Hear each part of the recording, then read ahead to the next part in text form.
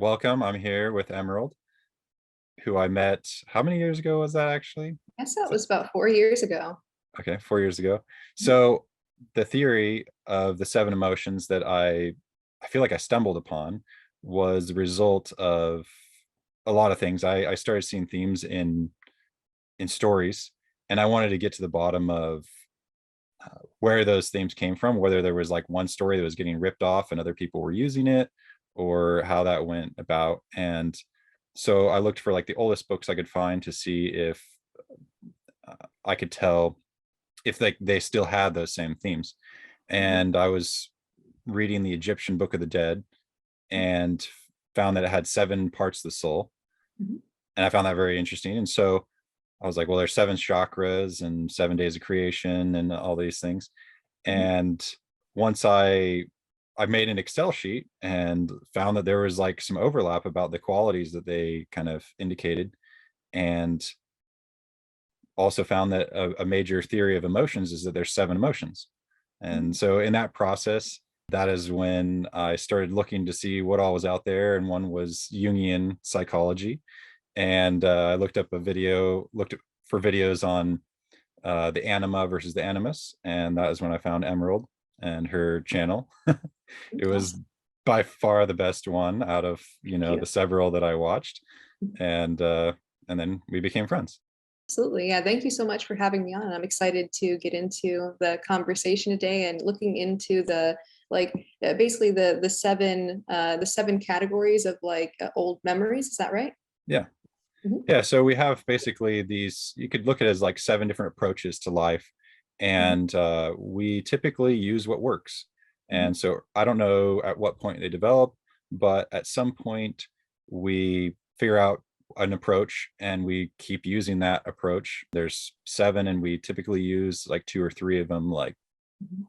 all the time. And if that tool doesn't fit the job, we just twist reality into convincing ourselves that it works. So these themes typically you can see throughout early memories. I typically like to start with a couple old memories, just whatever's pretty old. Could be yesterday, it doesn't really matter. One that's more positive and one that's more negative. Maybe a snapshot of like the moment where you remember thinking or feeling something specific. It doesn't have to be super profound or anything. Just it could be like a question, or just the fact that you can recall it being that long ago, Mhm. even if it's not accurate. In fact, the fact that memories aren't accurate makes the themes even more impactful, because it shows what you're projecting onto the memory, rather than the memory itself. So a lot of people ask like, oh, well, does it matter if memories aren't accurate? It's like, yeah, you can actually predict in which way your memories won't be accurate once you start seeing the themes that develop. Interesting. Yeah.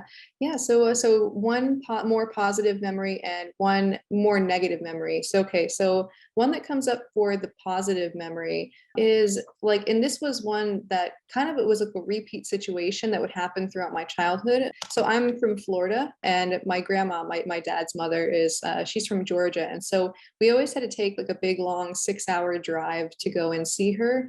And it was like, always such a relief, and like also a lot of excitement to see my grandma, and like she lived in like this like little shack, in Georgia. And so we would like drive in and we'd just be like going over the gravel, and like it's like, oh, as soon as we hit the gravel, it was like, oh, almost there, almost at grandma's house. And like it's like going in, and she always had all these like old dolls and like lanterns, like old lanterns, and like an old gas heater and everything.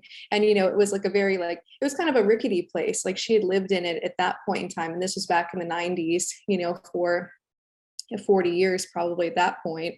And so it was like, it was always this like, oh, let's like, it's going into sort of this other world where I get to see my grandma, who is like my favorite person.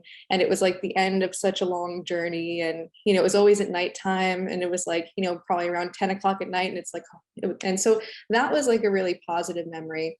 Now there was a more negative memory that I had, and I remember it fondly now, but I know I hated it at the time.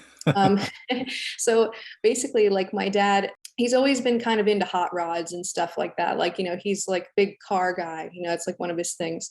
And basically when I was little, probably and this happened again multiple times, and I hated it every time it happened.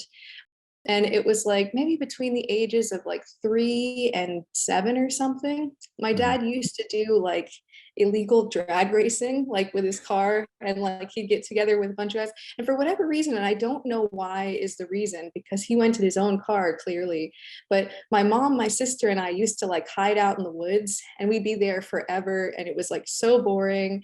And then I would always have to pee invariably. And then it would just be like the worst situation, because it's like, oh my gosh, I have to wait forever to go pee because I don't want to pee out in the woods. And so it was always just like this frustrating, like, this again, like, so yeah, more positive memory, more negative memory. Okay. Mhm, Okay. I should have brought a pencil to write this down so I remember. mhm. Okay, so what's also, how old were you in the first memory? The first memory happened many times. But I mean, like basically between the ages of like 1 and 10 years old, like was when this memory would happen. And so it was a kind of a repeat kind of thing. It's like, oh, okay, we go through the big, long 6 hour drive, and we go and we stop at the places that we would usually stop at. And it would be such a boring car ride because it's like, oh my God. I guess both of these memories deal with being in the car and being like frustrated about being in the car. And yeah, and basically then it's like finally at the end of the long journey, and we're going down the big gravel driveway to my grandma's little shack, and it's like, and so I couldn't necessarily pinpoint a specific age because it happened like once or twice a year, Yeah. like from the time I was 1 to the time I was like 10. Like if you could grab a certain moment though, like say you had to like, you know, dr paint a picture and then caption it, what would you Mm, um gotcha.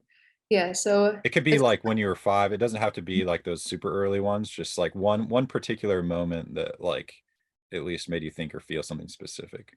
yeah, I guess it's kind of like a home at last, I'm here at last, Okay. and I guess one in particular was like I had actually slept through most of the car ride, and like I was able to like lay down, which usually wasn't the case. And usually I wouldn't be able to fall asleep, and I slept through most of it. I'm like, oh good, I skipped the boring part. Like I remember that. I remember that one specifically. Okay. Mhm. All right. And so what's another early memory? Like what's is that was that one of your more positive ones or Yeah, definitely like going to see my grandma, more positive memories. My oldest memory, which like so basically I remember this through another memory that I had when I was like 3 years old. And I guess Mhm. I still kind of remember some of the original memory too. But I remember getting baths in the sink, like Mhm. my mom used to bathe me in the sink. So it must have been really small. And I remember I was about 3 years old, and I was like, oh, it's been a little while since I had a bath in the sink, and I didn't, I had the sense that it's like, oh, last week or a week, 2 weeks ago. I didn't have any sense of time. And, Mhm. as a 3 year old, I said, Mom, can you give me a bath in the sink? She's like, you haven't had a bath in the sink since you were like 1, and it's like, but I remembered it like it was just like just recently, Mhm. and so I was like, I guess what I extrapolate from that is that I somehow, my memories like blipped out between those times, or like time just blipped out for me, like between the ages of like 1 and 3. And then I just kind of came back on. I was like, oh yeah, that memory. Like, so I kind of think that's what happened. But yeah, baths and sink were a more positive one. And I guess it was kind of an interesting memory, like thinking that it was recently. Do you think it was like what was the what part of the bath in the sink was appealing? It was like really soothing. Like it was like, and it's like, yeah, just being taken care of. Like, and yeah, I guess it's like just the amount of trust, I guess, that would have to go into getting a bath from someone at that small of an age. But yeah, there was something about the water like Mhm. flowing, like the warmth of the water. But again, I don't know if some of this is like like me inventing that memory at age 3, and not inventing, but like embellishing it at age 3, like and Mhm. just remembering some of that. So I don't know how much of the original memory actually carries forward, but I feel like it was like something that I just really enjoyed, and I liked the feeling, the soothing feeling. Okay. All right. Mhm. What's another memory that comes to mind? Another oldest memory. So there was one when I was about 3 or 4. And it was around Christmas time. And I remember we had all of these like cassettes, and I used to listen to all this like Christmas music on like tape players, you know. Mhm. And so I was like just listening to a bunch of that. And we also had other tapes too, but I didn't listen to them quite as much as like my mom's music, some like Paula Abdul or something like that. And there was we had gotten my dad a pair of cowboy boots for his birthday, and I was like underneath the table, and my mom says, "Don't tell your dad what we got him." And I heard, "Go tell your dad what we got him." and, and so I kept trying to tell him, and she's like, "No, no, don't tell your dad what we got him." I'm like, "Okay, go tell dad what we got him." And so like, yeah, I ended up telling my dad the Christmas present. And then there was like this like Rudolph, like this animatronic Rudolph thing that was about like yay big. And that thing, it didn't like in when I got older, it didn't work anymore. But at that time it worked, and it would like, you know, move around and walk around. And so like it was just all of the sensory experiences of that time, and that particular day, like that particular Christmas was really nice, you know. And again, some of that warm, cozy kind of feeling. And so if you had to pick one moment out of that, like if you drew, painted a picture of it, what would be like the snapshot? I suppose I had the most warm, fuzzy feelings about the Rudolph doll, you Yeah. know, and it just, I guess, yeah, it was like a kind of warmth. And what would I caption it though? I guess there was something a little bit magical about it. Like it was kind of like the magic of Christmas. Like Yeah. it's like that. And Christmas always felt super magical. Like when I was a kid, like up until I hit like 10 and it started, everything kind of got just sort of more banal. Like basically everything was like, everything on Christmas was like super magical. And so the Rudolph doll felt magical. So I'd say the magic of Christmas is what I would title it. Okay.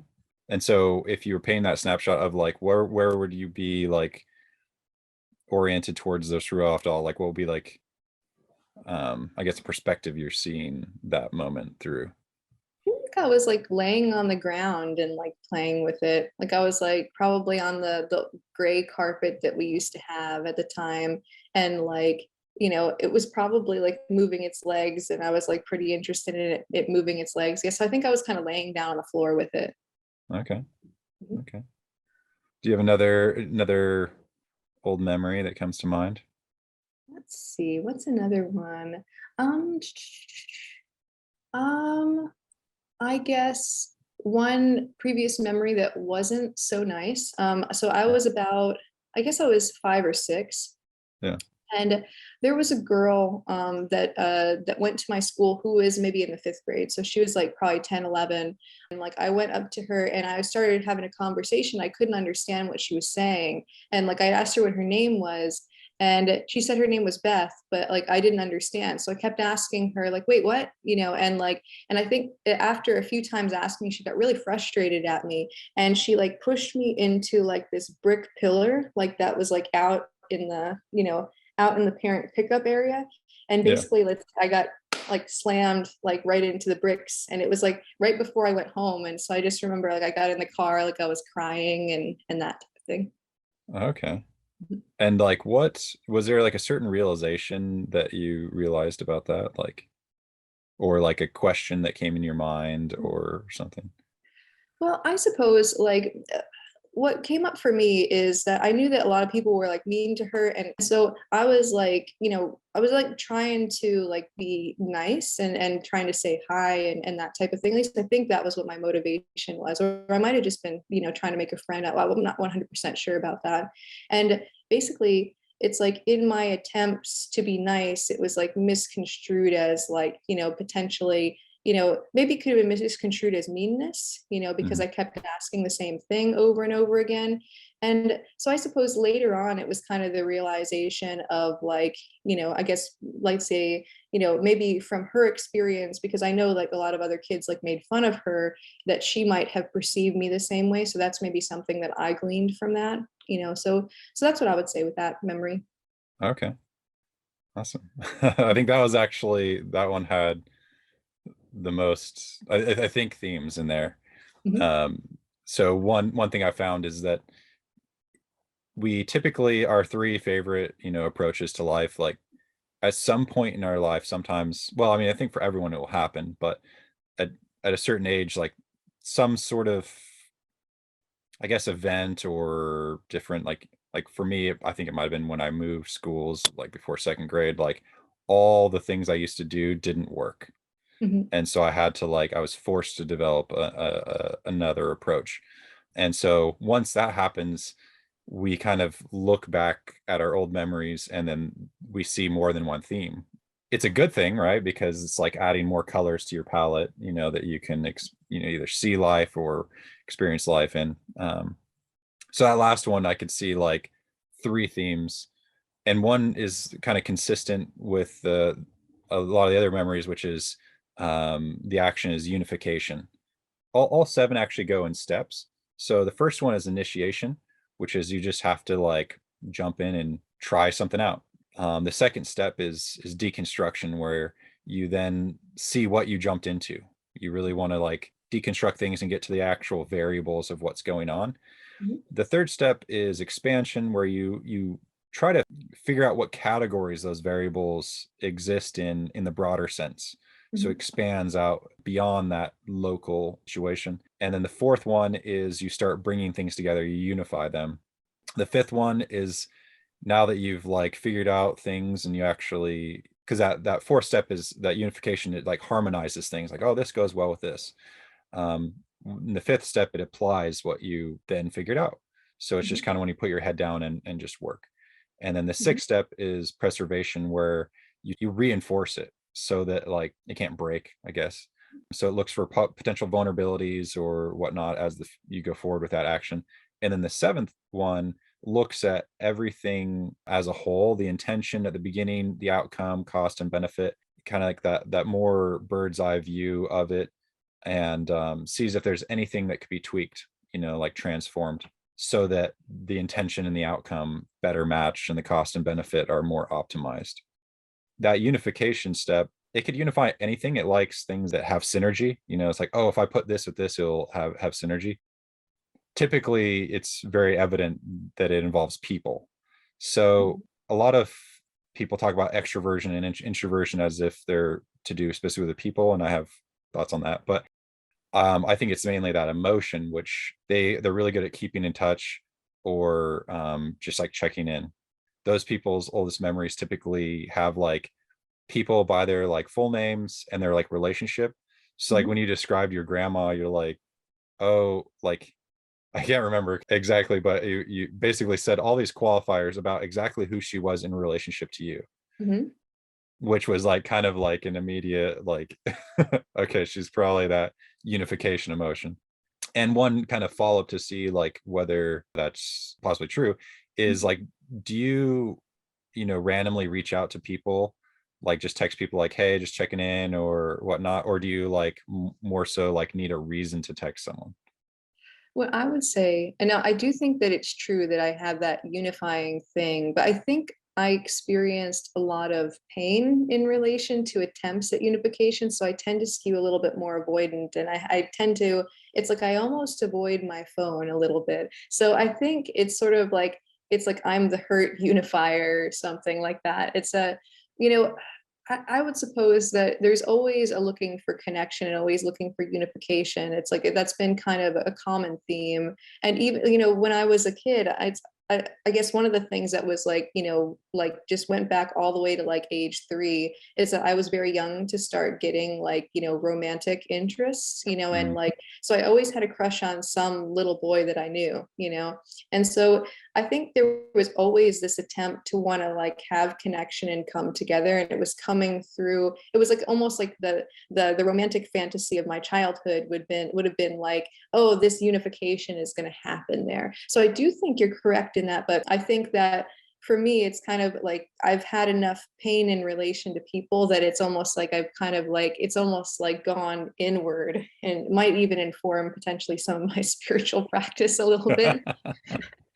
So that's actually, that well, one, you said the word connection, which I used to call that emotion the connection emotion, but I changed it just, I mean, because all the other ones can connect, and you Mhm. have all of them. It's not that they're they have a different kind of relationship to people. The deconstruction one, that one's like, I would say, the least agreeable to people, just because it has specific variables it's looking at and specific definitions for things, and it Mhm. really wants to get to the truth. Mm. And so rarely do other people really want to get to the truth, that like finding two deconstructors that like, maybe another deconstructor that was like a similar, like they could be great friends, work great together, but with like the general population, those people typically like, I'd just rather work by myself in a lab. So with the connection one, so that also kind of the idea where I said someone has a life-changing event that like forces them to shift those approaches.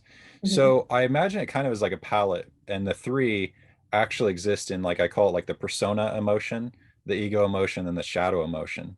And so, the approach that typically works well with other people, that want to be our persona emotion. The one that we would do, like if we're by ourselves or just for our own satisfaction, that would be like our ego emotion or Mhm. approach. And then the shadow one's like, well, if the first two don't work, I'm going to use that one. Mhm. So what happens a lot when you have that life-changing experience, I think, I don't know exactly how, I mean, but Mhm. my current theory is that like basically that palette of three shifts and you get a new one, and then the other two switch spots. So that means that likely, either your persona or your ego emotion was that unification. And then after some event, it turned into a shadow to where you could still use it in a negative way, or you could use it in a positive way. Yeah, so one of the things that in my teen years, like, once I got to be about, let's say, well, I think probably it started at 12 and really started to solidify itself at 14. I think it shifted from the desire for unification that went from my ego emotion and the thing that I would always present through as my shadow thing, because I kind of like got into this, oh, well, yeah, all that fuzzy stuff is lame, or that type of thing. And I wanted to seem more edgy, like that was something of my like teenage persona. But I also think that it did push this like truth seeking, Mhm. deconstructive aspect more to the top. And, so I would say as a teenager, I was definitely more of like that deconstructing, like, okay, very iconoclastic, very kind of like, oh, like, so for example, if I have all these like warm and fuzzy memories in childhood around Christmas, and it's like, oh, maybe this is just a holiday that's like, meant to like, exploit people, for their money, like, so it was kind of like, pendulum swinging over to the other side and that type of thing. But always underneath everything was just that I was always trying to connect, always Mhm. trying to unify. And it was just, oh, this is like, you have to be a little bit rougher around the edges to be accepted. Plus, I think there always has been kind of an internal desire to like truth seek, even, like when I was a small child. It just wouldn't necessarily come up in like a social situation. So I have like a lot of memories of like, contemplating things and being a kid. And like I remember one would be I'd be walking between my bedroom and like the bathroom, which is like just right across the hall. And Mhm. so it was like, I don't know, 20 steps to walk there. And I would just, as I would be going, I'd be like, oh, it's weird that I'm not in the bathroom yet.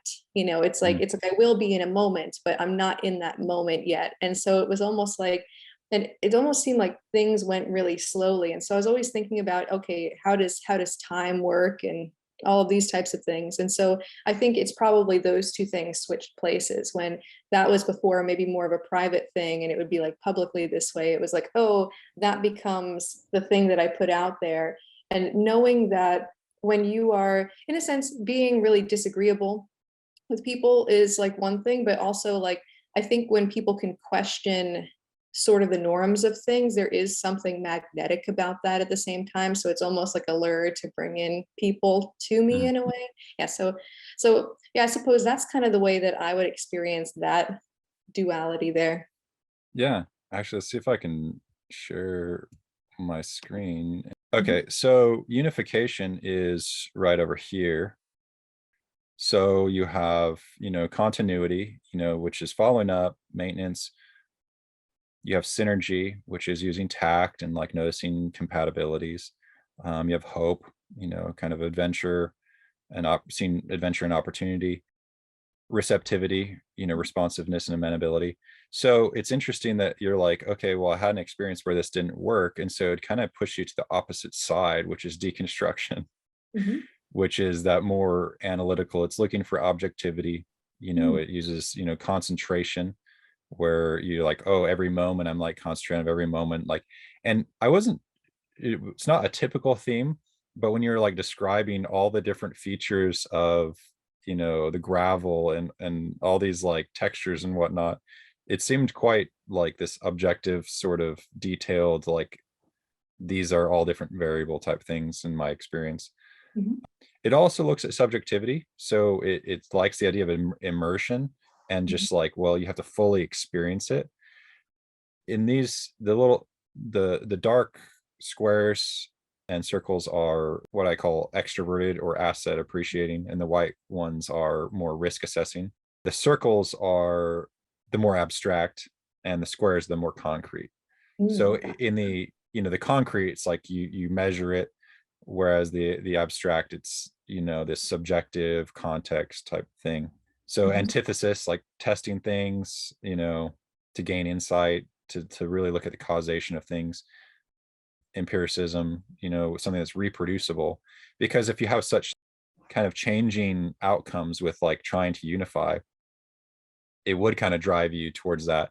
And I had a similar experience, and I don't know if I was more over here on transformation and then that pushed me over to deconstruction. I'm not really sure. I haven't quite mapped all this out. I've just, each time I talk to someone, certain things kind of seem to be a little more than coincidental.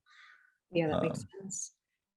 Yeah, I yeah. suppose I can see, like, I'm wondering, does it work in such a way where it's kind of like whatever is across, like, it's sort of like you have one on one side and two on the other side. So, for example, unification could potentially go to deconstruction or preservation. Yeah, exactly. Is Yeah. it, gotcha. Yeah, that's interesting. I like that. And it depends on, I guess, which side of it that it goes. This circle right here is the kind of general tools, and then Mhm, the two in it is like a perception tool and like a judging tool. Sometimes, like if someone more is just perceiving but not like, I guess judging is a hard term. It would be more like organizing or prioritizing. I guess prioritizing, I guess, would be better. So if they're perceiving a lot but not prioritizing it, that would cause a certain weapon. I would like, it wouldn't, that tool would go out of context, which is this outer ring. So you have the specific weapons, which are the outer ring, and then the general weapons. So mhm, if you're missing both tools or overusing both tools, it could be a general weapon. But if it's just one without the other tool, perceiving without judging, then it would be a specific weapon. The weapons aren't as, I guess, objectively true in that sense, because they're not real. I have been changing. These have been evolving over the last few years, actually, since we talked. So those ones, like, I feel pretty confident about, but the weapons have been changing, quite a bit, just because it's like, what would it look like to overuse this thing, without this other thing? It just becomes like, it's, yeah, it's just not a real thing, but it's like, it's real enough to where, like, okay, well, there is some sort of trend involved. mhm, absolutely. Yeah, so that's interesting. Yeah, so I suppose I'm looking at like the bands that go around, like, so basically like the bands being like the objectivity, subjectivity, causation. And so those are like sort of the positive tools that you can use. And then in the negative case, like, so sort of a bit like the shadow side of like of Mm. that particular function, it's like all of these negative potentials can arise. Is that right? Yeah, yeah, that would be a good way to put it. The one thing I've noticed the most is that, like, when we hate a certain weapon, Mhm, we typically do the opposite weapon. And so it's like, very like, if I actually, the very first survey I did about this, I listed all the specific weapons, and I said, like, which ones are like the top three worst. And what I found was, it was very indicative that like their personality was like the opposite of the three things they hated.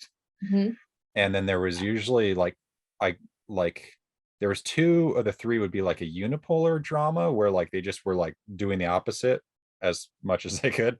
mhm. And then there was like a bipolar drama, where it was like they hated both weapons, but like each time they tried to hate one specifically, it'd push them towards the other, and then it'd go ping pong back and forth. Yeah, a lot of times that type of tendency will come up. Like, let's say that a parent has, like, let's say a parent is really strong in the preservation one, right? Yeah. So I'm going to use your model. So let's say the parent's like really strong in preservation, and basically this person, like, maybe displays a lot of negative tendencies of like cowardice, perfectionism, and all of these types of things that are here. But what'll happen for the child can either emulate that or rebel. And Mhm. so basically, in this case, the child might likely rebel and might potentially go into sort of like the opposite of like preservation. So, I mean, potentially there could be some risk-taking behaviors and that type of thing because they're like, oh, not, I just don't want to be like my parent. So I wonder if, Mhm. is there anything like that? Like, I guess so. I guess what comes up there, I guess, oh, I can't see quite the bottom part. I guess, is that mania? Is it abrasiveness? Is that right? Okay, there we go. Yeah, Yeah. abrasiveness, Yeah. coarseness, mania. Yeah, so they might get into something like of that nature, that's very much like in the opposite. Like, because Yeah. basically when we go, oh, not, I'm not like this person, we end up like kind of throwing the baby out with the bathwater. Those things go in the shadow, and then we might hyperpolarize into like whatever the opposite is. So I could see this model being good for like seeing what might be, let's say, identified with at the exclusion of what our non-examples are. Yeah, exactly. And so our parents have, I've actually asked whole families, well, I've done multiple different types of, I guess, surveys, but I found that like if each parent has their three favorite, emotions, because the shadow one's an interesting relation because like it's like they like knowing that they can use it if they need it, but they also might not like it. But anyway, so each so if each parent has three, each kid has one from each parent. Typically, is their either their ego or their persona or something, or maybe their shadow is one of their parents, and then they get a third one from I don't know where. But yeah, Yeah, that's so interesting. because you Yeah. see what works, whether it's good or bad. I mean, like it's like the initiation, that's like charisma and confidence, and those people like are going to be like a lawyer or salesman or something. And Mhm. even if you don't necessarily like that one, if your parents have that, especially if both of them have it, you at least can use it pretty easily. And we use all of them at least a little bit, but there's just typically such a bias. The fact that one thing, so I love like when I find like these confirmations when you said like using your model, right? So one like that says like two of what I think could be your top Mhm. preferences, which is the expansion one and the unification one. Mhm. So the unification one, it's willing to do a lot of sacrifices for harmony. Like it Mhm. takes one for the team. Because it's like, oh, well, if I just sacrifice this, then it'll make so much more synergy happen, And that one, like when that someone's dominant, that can like end up, you know, maybe slowly making them resent it, and then maybe it forces, maybe that's like a slow catalyst to push them towards the opposite, like what's really going on, or might push them towards preservation, like okay, I want to barricade myself with just a few good friends because screw everyone else. So Gotcha. Yeah, and I definitely think like given that I have had that unification and in certain time my dad's very much like a unification kind of person too, and I kind of modeled my personality sort of after him because like when I was like 12 I just decided that, oh, that's the way I'm going to be. And mhm. yeah, I ended up being like, oh, it's just like, whatever self-sacrificing I have to do, I can be the bigger person and always do the sacrifice. And it was like there was like an ego thing to it too. It's like, oh, this is like a super enlightened way to go about things, which it was not. And so I eventually had to learn to integrate like, positive boundary setting and that type of thing, and kind of questioning into things. And so it's sort of like the ability to not always have to unify and mediate and be the peacemaker to everything. And but I would say that with that I definitely got like a lot of that from my dad, and specifically decided upon that. So it was like, I want to be like my dad and not other ways that are the opposite. Yeah. So I could kind of see how preservation would have a lot to do with boundary setting, and Yeah. it's like, okay, and I think a big thing for me was before I learned to set active boundaries, I had to set passive boundaries through distance. And so it's like, yeah, a few good friends and like that's it. And yeah, I Mhm. think like deconstruction can also be like, wait a second, like, what's actually happening here, and why do I have to be the one that like always sacrifices? And like, it's sort of like, is that really true in my heart of hearts as to what I want to do, or is it something I feel obligated to do? Yeah. So I could definitely see how those relate. And that's something that I noticed with your video from the very first time I met you, and then even since then we've talked, like just like that you really do have a good sense of like objectivity. Like a lot of people have like this, like you can just tell right from the get-go what their bias is. And so I could just tell it was like a palpable thing. The first video I watched, I was like, oh, I could tell you genuinely wanted to figure out what was going on, and that's why you would research these things. It's not like you looked up like, oh, what do people want to what gets views on YouTube? Because like it doesn't get views on YouTube to like actually, not have some sort of bias. Mhm. And so I could just tell that. And then also, so this one is like the depth, and then the expansion is the breadth. And so your last memory that you shared was like showing the expansion one, because expansion is looking at, in the Bell distribution of like what's probable, it's looking at like the outliers. It wants to know what's like more than three standard deviations away, like what doesn't fit into this system and why, and like what categories do those exist in. And so especially when you connect that with the unification approach, it looks for people that aren't connected in. And so the fact that you found someone like, oh, here's a person and they're an outlier, right? They have a special, situation, and I want to understand them and help unify them with the whole group, Mhm. and be that bridge. Yeah, and I suppose I think and again, it's like a long time ago, so I'm not sure if this was like my exact thought process, but I think it's just because like my understanding was that most people didn't really understand, and I saw that other people were like making fun of her. I was like, oh, like, like let me take it upon myself to like, be the person that like reaches out and like, plus I was always like being made fun of too, and I didn't like it, and so it's like, yeah, so I think that that might have been what created that drive in me, but like the motivation is actually a little bit fuzzy for me, Yeah, and I think it was that. Mhm. yeah. And that's one thing that kind of would make me guess that was at least part of the motivation is, for example, like how good you are at this one. Like you said, I'm going to use your theory, right? Like, yeah, I can tell because this one likes tangents. It's a Mhm. tangent of a tangent of a tangent, and it Mhm. can easily follow them. Like if someone, just their eyes glaze over on like the first tangent, like I know this isn't their core emotion. Mhm. If they're like ADHD and they're like, oh yeah, let's do five more tangents. Let's do this. Like let's get lost together. I can tell like, okay, that's somewhere higher in their preferences is Yeah, that yeah, that makes sense. extension. Yeah, the constant like moving outward. Yeah. And the unification one, it's like, if it's like, hey, what does everyone else want to do? It's fine doing what other people want to do. And so when you're like, I'm gonna, I want to go on your tangent, your crazy tangent with you, like that just like screams both a combination of both of these. Mhm. Got you. Yeah. So Yeah. Yeah, I could see that. Yeah. And I guess in terms of expansion, let's see, let me look at some of the things. So imagination and holism and that type of thing. So I definitely think that there's always this attempt to broaden out my scope of like to broaden out my scope of understanding. So I think it's like, yeah, it's like I often will take just random deep dives into various different topics. Sometimes yeah. I'll just be like, oh, I want to learn about this thing out here. But a lot of times it's like, oh, what about this? And then like, what does that mean about that? So I could see some of that expansion quality in that.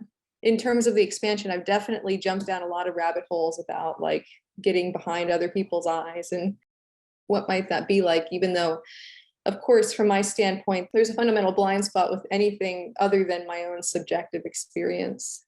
Yeah. But I mean, just understanding that it shows like that you do care about actually having an objective kind of perspective of things. One other thing about it is like, so how quickly do we want answers? So like for you, right, it's this perpetual, and for me, because that's also one of my core emotions is expansion, is when do we want that understanding? And the expansion says we'll never get it fully, but let's just keep just like getting as much, data as we can. Whereas like the initiation, it wants like quick, immediate results. It Mhm. wants to know like, is this functional or is it not? Is Gotcha. this and Yeah. and it's like, oh, this is trending or whatever right now, and it's going to work, and boom, it does it. The application one, it wants like classical results. It wants like, well, this has been a tradition from like forever, and like we just know that if they're investors like the Warren Buffett, it's kind of model of investing or whatnot, and like these are, this has been time tested. The Mhm. preservation, it wants like surety. It like, I want to know for sure this is going to work. And Mhm. I think that, oh, and the unification, it's like, I want to know that other people approve of this. Mm. Which Gotcha. each one has its own like kind of pitfalls and like, Yeah, yeah. I could see that. Yeah, so I think it's sort of like there is a real tension for me between the deconstruction drive and the unification drive, because it's like I'm always like on the search for objective truth, even though I know that I can't know objective truth. And so I go into this expansion mode where I'm like, oh, where's the objective truth? Where's the objective truth? And I like just dig down to the center of the earth about it. And then it's like, I think a big part of it is like I'm trying to get to like a solid ground, because it's like, oh, what if I'm wrong? And then like the people will see that I'm wrong. And like, it's like, so that's like my unification thing coming in. So that Yeah. was actually like kind of a conundrum that's like just like been a constant pulse in the background of like everything is like, it's like I can't stop before I know that something is objectively true, but I can't know that something is objectively true. And I think because there's a fear of that disunifying me from things, and it's like if I don't get it right, then I'm not going to be liked, or I'm not going to be respected or something, and so it creates this fundamental constant need to always expand and expand and expand and expand and expand and try to find more objectivity and try to find more objectivity. Yeah, so it's a little, I think, a big thing there is a need to like anchor into personal sovereignty, but it's like it's kind of that, it's that unification drive that comes in because I think there's specifically been fears around disconnection and disunification, and that kind of like gets me in a bit of a spin. Yeah, and I think that that might be where expansion comes in, because it's more that creative. So it's like, how can you creatively balance that pull between deconstruction and unification? Mhm. And it's kind of cool because unification is actually not one of my top. I don't know if it was when I was little or whatnot, because it's like kind of hard to tell, but it's like really difficult for me to stay in contact with people. Like, because I have expansion, I love like meeting new people and having like, and deconstruction, I love having deep conversations. So deconstruction people will have deep conversations, expansion people will have conversations with random people, in another language, whatever, another country. Yeah, so it'd be interesting then to like further kind of explore like the implications of unification, and Mm. that big like, just because I don't like, I've been making the theory and I can theorize like the stress that it would like put on someone. Mhm. But like this one, I was just telling someone recently, like once I figure out that that's someone's one of their top three, core emotions, I don't want to make them think I'm mad at them or that I don't like them, because that like weighs a lot on them. I love constructive criticism, but I don't think it hits me as deeply as it would to someone who has like a core emotion of unification, where they're like, the jury has, passed the sentence on me. Yeah. Yeah, that's one thing that like functions in the background for me. I think mostly because my core wounds are really around shame and powerlessness and feeling Mhm. like there could be some kind of external authority that comes and just totally like basically just totally says nope, you're an invalid person, and like Yeah. and then it's like I basically like a big lever gets pulled and I just like drop straight into hell, and like like it's so basically like I think that there's basically this tendency to react to that shame wound. And whenever a person, what triggers it is if a person can say it with certainty and be like, see, this is why you're a bad person, and it's Yeah. like they have this oomph in their voice. It's like that can trigger me and send me into this, oh my God, what if that's actually true? And then I go into like deconstruction and expansion mode, trying to like, because I feel rudderless at that point. I'm like, oh, Yeah. so there's like some definitely some like coping mechanisms for that shame wound and that powerlessness wound. I think we figured out some cool stuff. So we'll continue this. Obviously, people are complicated, and maybe another time we'll explore some other memories and see if we can figure out maybe a time when that shifted, the life-changing event. Also Sure. explore maybe potential things that each person, like traps for each one. Like if Mhm. that's your core emotion, what are you most susceptible to? Like maybe expansion is your core emotion. You're gonna, if you let that have its way, it will make you so ADHD, it won't be funny. And I can speak from experience. I actually did a recent survey. I could guess whether or not someone had ADHD Mhm. just from getting the themes from their earliest memories. That's interesting. And I could even guess what subtype they were by which other themes they had.